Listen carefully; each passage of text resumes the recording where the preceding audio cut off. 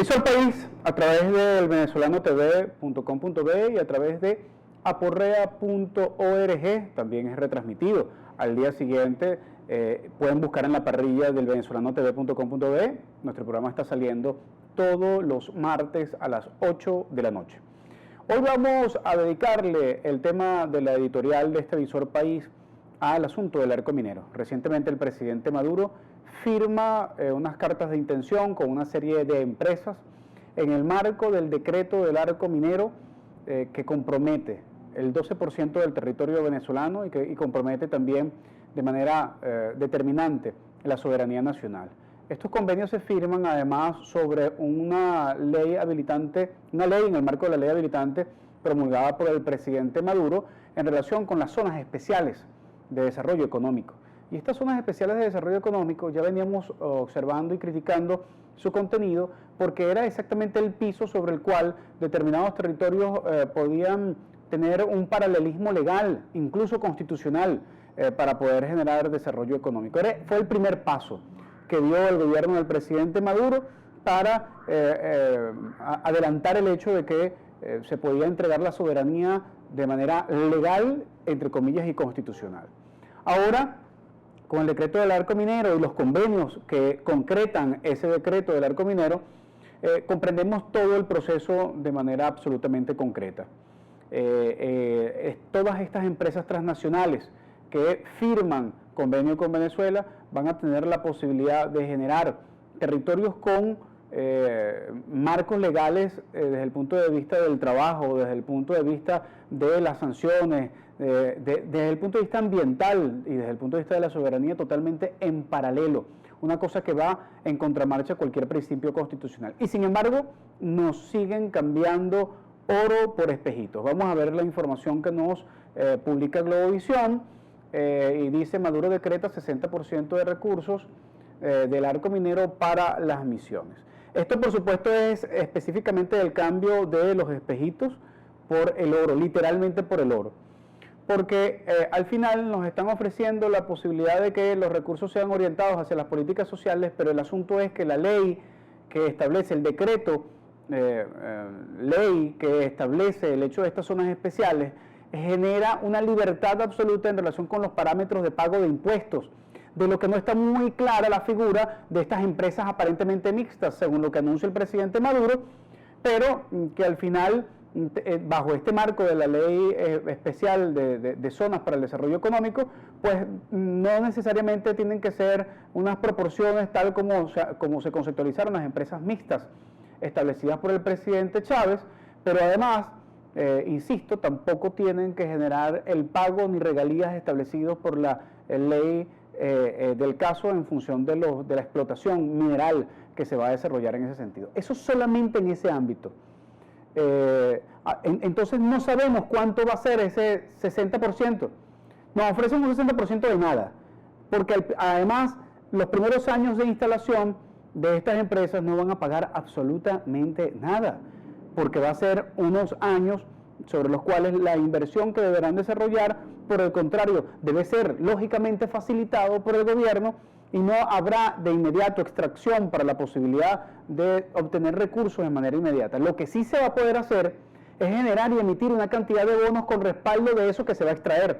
Y de ahí es de donde quizás vengan los primeros recursos de endeudamiento de Venezuela, aún más de lo que estamos endeudados.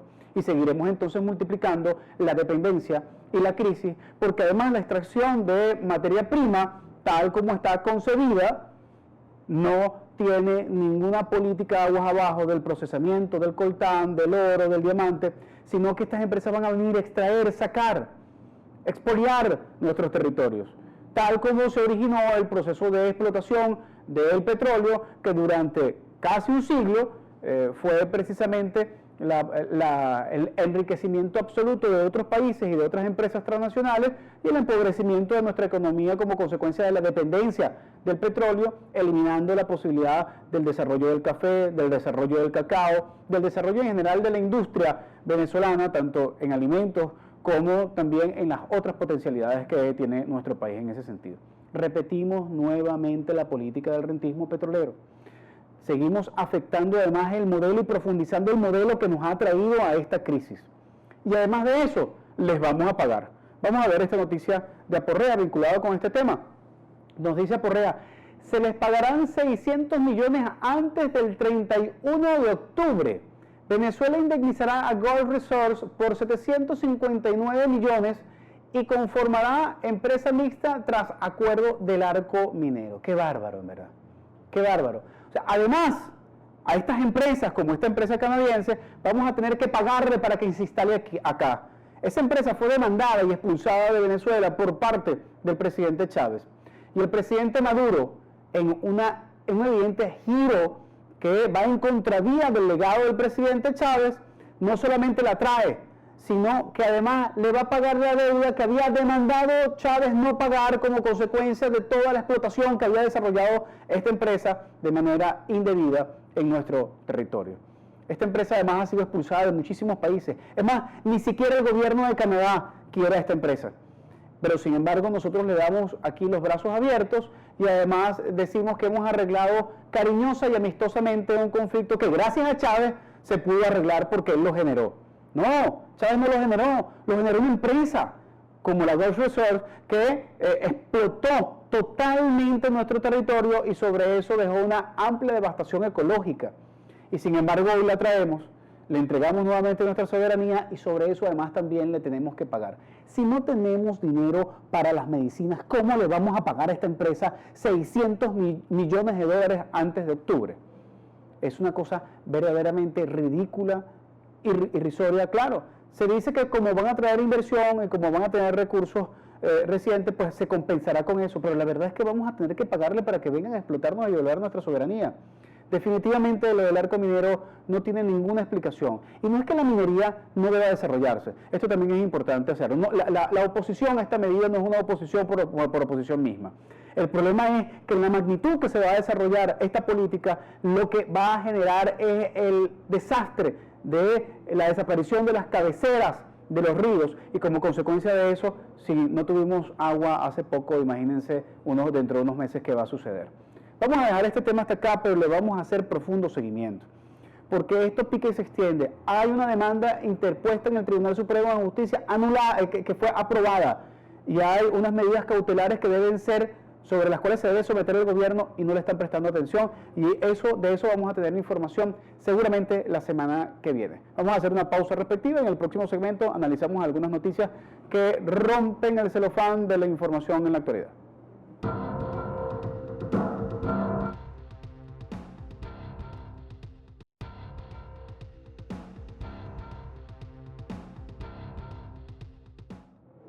Te puedes comunicar a través de mi correo electrónico si lo deseas o también de mi Twitter. El Twitter es @nickmerevans y el correo electrónico es nickmerevans, todo en minúscula pegado, @gmail.com. Vamos a hacer el análisis de algunas informaciones e iniciamos con una vinculada a Puerto Rico, la tomamos de aporrea.org. Indignada senadora boricua por decisión de Estados Unidos de apoyar a Túnez y no a Puerto Rico. Esta información tomada de Prensa Latina está directamente vinculada al hecho de que Puerto Rico está en default. Sí, Puerto Rico, Estado asociado de los Estados Unidos, hoy se declaró incapaz de pagar la deuda externa. Bueno, no hoy, ya hace unos meses. Se declaró incapaz de pagar la deuda externa que equivale a 700 mil millones de dólares porque la engordaron. Le metieron muchísimo dinero. Sí, Estados Unidos le metió muchísimo dinero, pero dinero que no fue para producir, sino por el contrario para la especulación financiera y por lo tanto un Estado asociado de los Estados Unidos, la estrella número 51, la 52, no sabemos si la 50 y algo, resulta ser que hoy no puede pagar la deuda. Y no ha pasado nada, se declaró en default. ¿Le expropiaron algo? ¿Le quitaron algo a Puerto Rico? No, está tratando de ordenar sus cuentas. Y, sin embargo, cuando en Venezuela se plantea la posibilidad de que no se pague la deuda, entonces se nos dice que nos van a expropiar los barcos petroleros, que nos van a quitar las propiedades que tenemos afuera de las refinerías, bla, bla, bla, bla, bla, bla, bla, bla, bla. La verdad es que un país que no tiene con qué pagar tiene el derecho a no pagar. y reordenar las cuentas para poder establecer nuevamente la posibilidad del ritmo adecuado del pago y de revisar las condiciones de la deuda. ¿Cuántos de esas 75 mil millones de dólares que debe Puerto Rico realmente fueron invertidos y fueron utilizados para el beneficio del pueblo puertorriqueño? ¿Cuánto de eso es especulación financiera? ¿Cuántos del gobierno de Puerto Rico se beneficiaron de eso? Son exactamente las mismas preguntas que podríamos hacer hoy en Venezuela. ¿Quién emitió los bonos y cómo los emitió? ¿Quién está adquiriendo y quién se está beneficiando de la deuda con China y la deuda con otros países? Hoy incalculable, no sabemos cuánto es de la deuda, 125 mil, 150 mil millones de dólares. Es posible. ¿Cuánto estamos pagando? Eso sí lo podemos saber, por lo menos una parte. Este año vamos a pagar 11 mil millones de dólares, ya hemos pagado 4 mil millones, quedan 7 mil millones de dólares. ¿Y usted sabe cuánto necesitamos para la importación de medicinas este año? Para que la gente no se nos muera de cáncer, no se nos muera de un infarto, de un ACV, necesitamos nada más 3 mil millones de dólares. 3 mil millones, lo que ya pagamos se hubiese podido destinar para las medicinas este año. Y mientras se hace una auditoría de esa deuda, se podría avanzar de manera certera en un refinanciamiento, en una replanificación del pago de la deuda y nuestros muchachos no se estuviesen muriendo, ni tampoco nuestros ancianos. Eso fue lo que decidió hacer Puerto Rico, Estado asociado de los Estados Unidos cuya moneda de circulación oficial es el dólar, ¿sí? Y es una de las estrellitas de la bandera de los Estados Unidos y lo hicieron. No podemos hacerlo nosotros. Qué ironía. Vamos a otra información. Y esta la tomamos de el estímulo. Cada vez más venezolanos invierten en inmuebles en Nueva York. Esta es una noticia extraordinaria. Esto es increíble, ¿verdad? Insistimos en el asunto. No tenemos dinero, pero ¿quién se llevó entonces ese dinero? Nosotros hemos calculado una fuga de capitales por más de 475 mil millones de dólares en los últimos años. Y usted dirá, ¿y en dónde está ese dinero? Bueno, ahí está. Vamos a poner nuevamente la imagen. Ahí está. Se están comprando apartamentos en Nueva York. ¿Quiénes compran apartamentos en Nueva York y son venezolanos? ¿Quién? El que tiene dólares. ¿Y de dónde sacó esos dólares? Los sacó de Venezuela, compadre. Los sacaron de este país, los sacaron de todos los negocios como consecuencia del control que se tiene sobre las divisas, sobre la complicidad de un sector de la burocracia junto con un sector de la banca y un sector privado que han hecho negocios extraordinarios y no hayan en qué gastarlos. Me cuentan que los venezolanos en los Estados Unidos no le están recibiendo el dinero porque no tiene la posibilidad de justificar los fondos y lo único que le dan son cheques de gerencia. Entonces, lo único que les queda a los venezolanos con ese dinero es invertirlo en inmuebles. Y hoy, pues los venezolanos son uno de los principales propietarios de viviendas, no solamente en Nueva York, sino que se hacen eventos aquí para vender en Bogotá, para vender en Panamá y para vender en downtown allá en Miami. Así que imagínense ustedes lo que está pasando y cómo sería de bueno poder recuperar esa cantidad de dinero. Estoy absolutamente seguro que es posible recuperar ese dinero para que realmente se destine a buenos fondos. Vamos a continuar las informaciones. Tenemos ahora una información de efecto Cocuyo que dice pacientes reumáticos y con Parkinson se quejan por no recibir sus medicamentos. Aprovecho la oportunidad también para informar que a través del Twitter un grupo de madres preocupadas, madres de niños diabéticos, están denunciando que la cinta con la cual se hace la medición, que es fundamental para poder generar las dosis necesarias diarias, no se están consiguiendo en el país. Entonces, tenemos venezolanos comprando apartamentos en Nueva York. Tenemos, le vamos a pagar 600 millones a Gold, la empresa canadiense. Estamos montando un arco minero para que se enriquezcan transnacionales y no tenemos dinero para el medicamento de Parkinson. No tenemos dinero para las cintas de medición de la diabetes. En verdad que es un gobierno de miseria. Y lo que más me preocupa, entre otras cosas, es que hay una oposición que tampoco se está preocupando por esto, que no lo está denunciando, que no le importa, y que incluso pudieron haber sido también cómplices de eso y que también tienen pisos en Nueva York, en Madrid, en Miami o en Panamá. Entonces la complicidad es muy grande. Y develar esto es fundamental para poder avanzar políticamente en relación con la ética que necesitamos desarrollar en una nueva política. Vamos a concluir con esta información. de Notiminuto, pacientes con cáncer reclaman insumos y más atención médica. Esto está precisamente en el marco de lo que estamos denunciando y hemos querido colocar estas dos últimas informaciones un poco para contrastar de manera violenta, sin duda alguna violenta, cómo hay venezolanos que pueden comprar apartamentos en Nueva York con recursos dudosos, que sabemos que viene de la renta petrolera venezolana y del control de divisas en nuestro país, mientras otros, los de a pie, no tenemos con qué poder comprar no solamente alimentos, sino fundamentalmente también medicinas, y se nos está muriendo el pueblo, se nos están muriendo los niños en los brazos, porque lamentablemente tenemos a un gobierno incapaz de poder denunciar y a una oposición incapaz de poder tomar medidas también en función de estas denuncias. Con esto terminamos este bloque. En el próximo segmento vamos a ver una interesante reseña de una movilización que se hizo ante la Defensoría del Pueblo. Ya regresamos.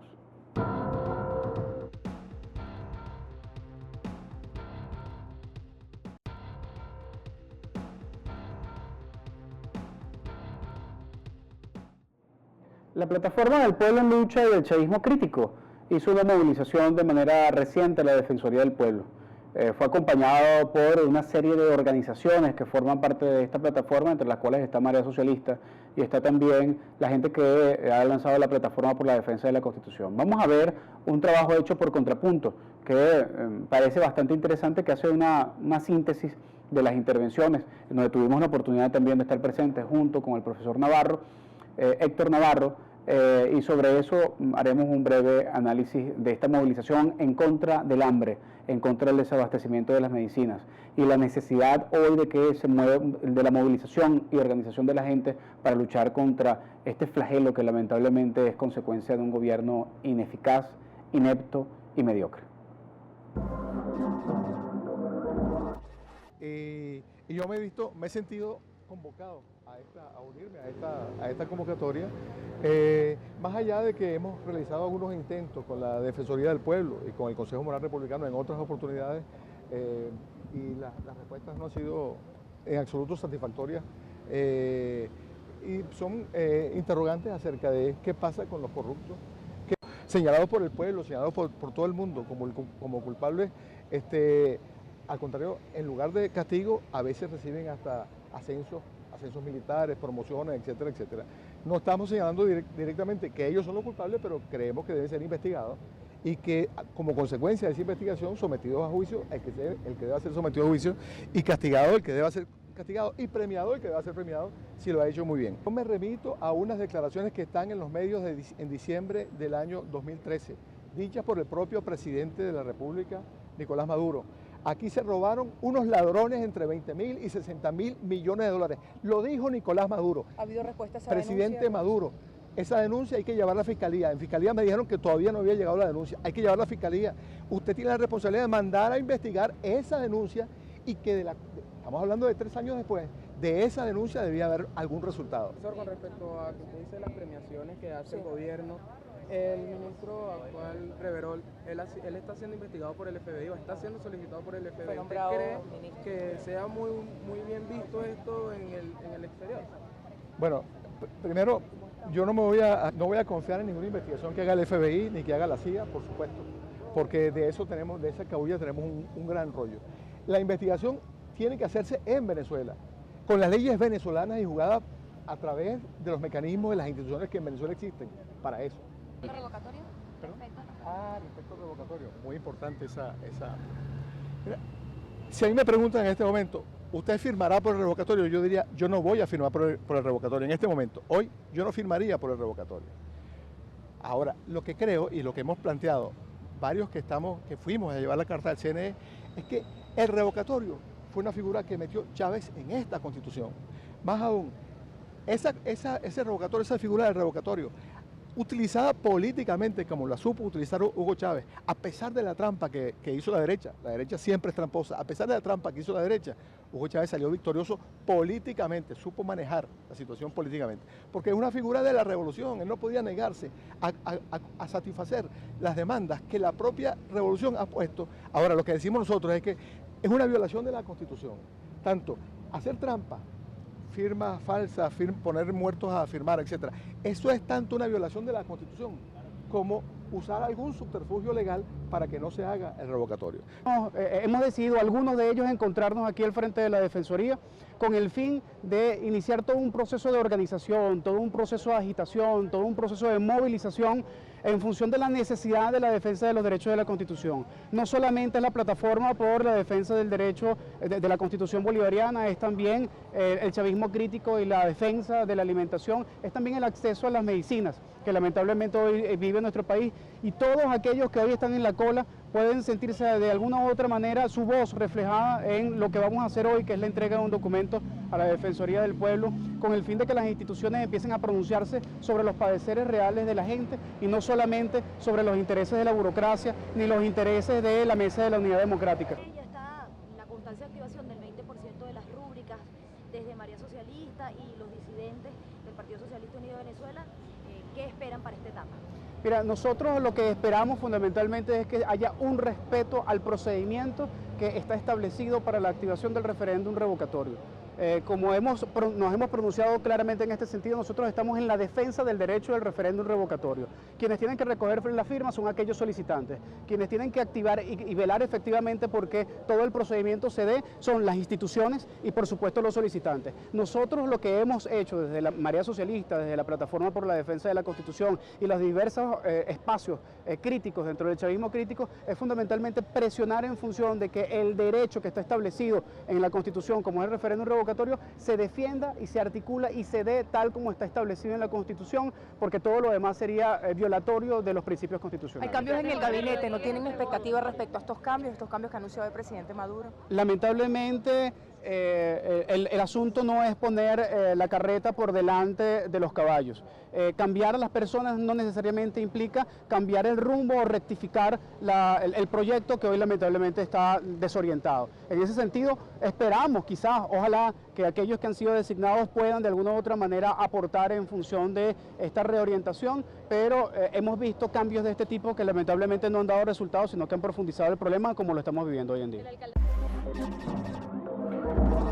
Esta movilización de diversas organizaciones, fueron aproximadamente unas 15 organizaciones que se encontraron al frente de la Defensoría, de la sede que está de la Defensoría en la Plaza Morelos, que incluyó una gama interesante de gente de izquierda, de gente de centro, incluso de gente que fue parte de la Mesa de la Unidad Democrática, pero que sin embargo no se sienten identificados con la dirección de esta organización, pues se acercaron, estuvieron ahí, estuvieron con nosotros luchando por un elemento común. El elemento común es que las instituciones cumplan con su objetivo de hacer una denuncia y de decirle a aquellos que están haciendo las colas y que están buscando los medicamentos que no están solos, que estamos otros con la capacidad y la probabilidad de movilizarnos y la voluntad de movilizarnos, y los estamos convocando a que se sumen a estas movilizaciones precisamente para hacer visible desde el punto de vista político el hecho del gravísimo problema, más allá de los padeceres,